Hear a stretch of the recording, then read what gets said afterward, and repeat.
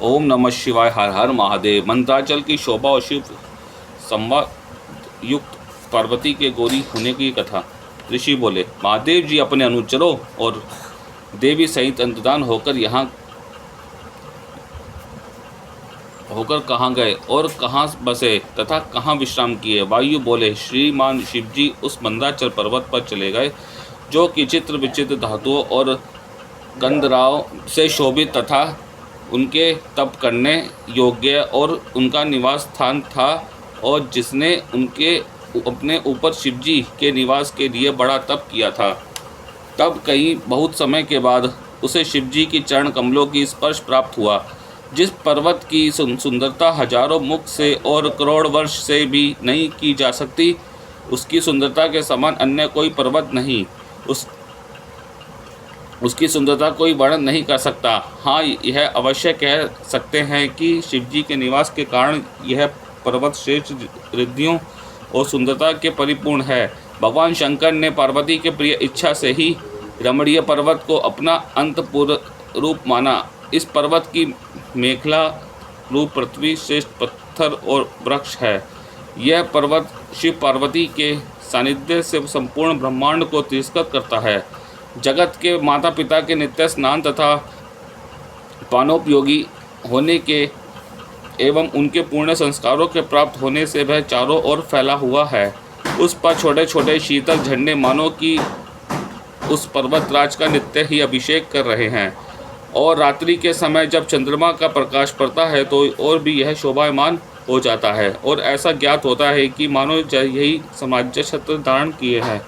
इस मंदाचल पर्वत पर सुरही गायों के लंबे लंबे बाल सर्वत्र इस प्रकार फैले हुए हैं मानो पर्वतों के साम्राज्य के कारण चामरों से भरा हुआ है। जब प्रातःकालीन सूर्योदय होकर इस पर अपनी किरणें बिखेरता है तो रत्नों से भूषित यह पर्वत दर्पण में मानो अपने देह सौभाग्य को देखकर प्रसन्न होता है, और जो सर्वदा ही वाचाल भयंगों के से कुजित लताओं और फूलों पत्तों से युक्त तपस्वियों के समान वृक्षों से युक्त और जब के आशीर्वाद से पूजित है। ऊपर नीचे मुख किए श्रृंगों से व्याप्त, तिरछे श्रृंगों से युक्त और प्रतापी होकर मानो उसने पृथ्वी को पृष्ठ उठा रखा है।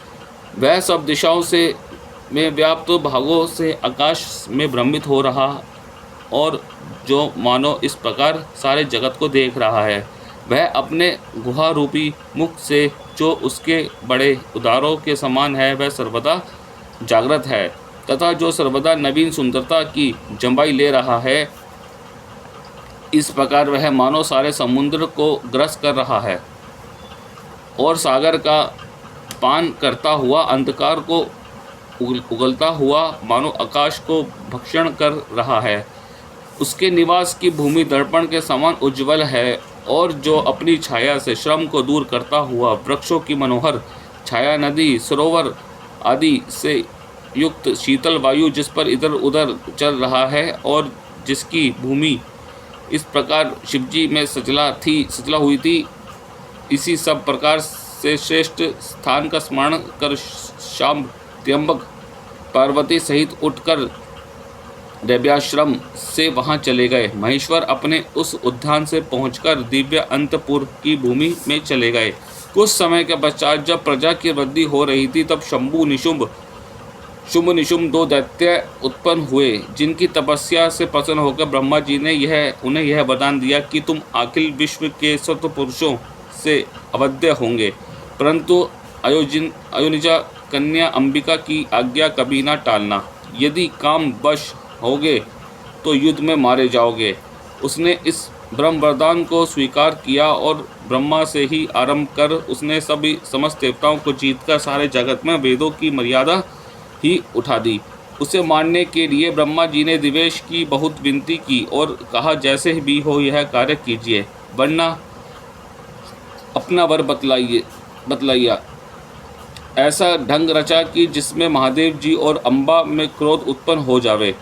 अंबिका की निंदा कर उन्हें के व्रण और केश शक्ति से एक कन्या उत्पन्न कर शुंभ निशुंभ को मारने का प्रस्ताव किया।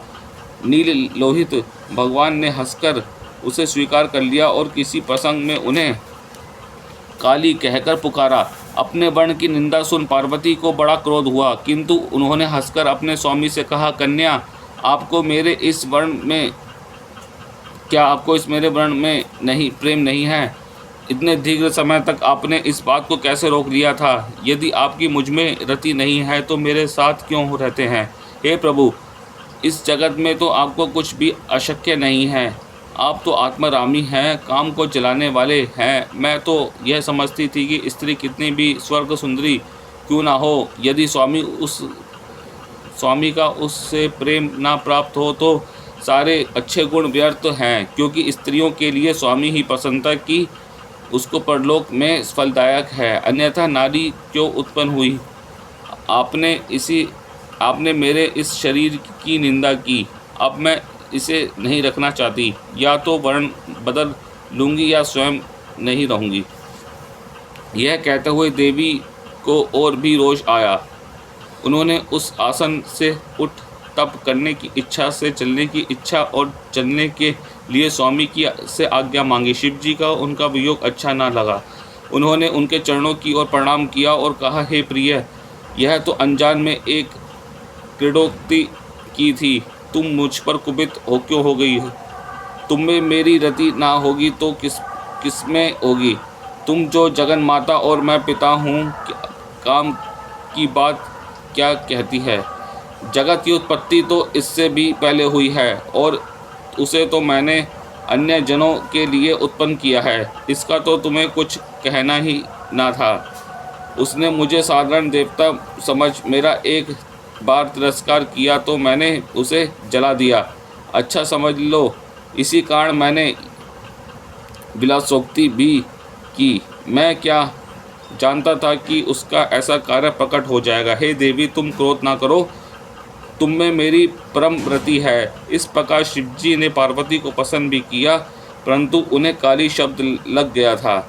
उसे उन्होंने अपने हृदय में धारण कर लिया। उन्होंने क्रुद्ध होकर कहा, हे भगवान, मुझे आज आपकी यह बात लग गई।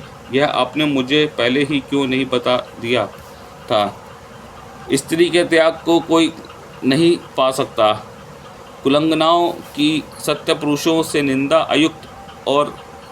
अयुक्त है। मैं गौरवर्ण नहीं हूँ, इसी कारण आपकी मुझ में रति नहीं है। तभी तो आपने मुझे काली कहा है। परंतु स्त्रियों का असत्कार करना स्वतः ही निंदक है, ऐसा सत्पुरुषों का वचन है। अब तब से इसे त्यागे बिना मैं यहाँ न रहूँगी। शिवजी ने कहा, अच्छा, यदि ऐसा ही है तो इसे त्यागूंगी क्यों? अपना स्वयं ही अथवा मुझमें ही अन्य वर्ण कर लो। देवी ने कहा, मुझे यह नहीं करना। मैं आपसे अन्य वर्ण ना करूंगी। मैं ब्रह्मा जी का तप गौर कहूँगी। शिव ईश्वर ने कहा, ब्रह्मा को भी उत्पन्न करने वाला तो मैं ही हूँ, फिर उन्हें बुलाने के लिए तुम क्यों तप करने जाती हो?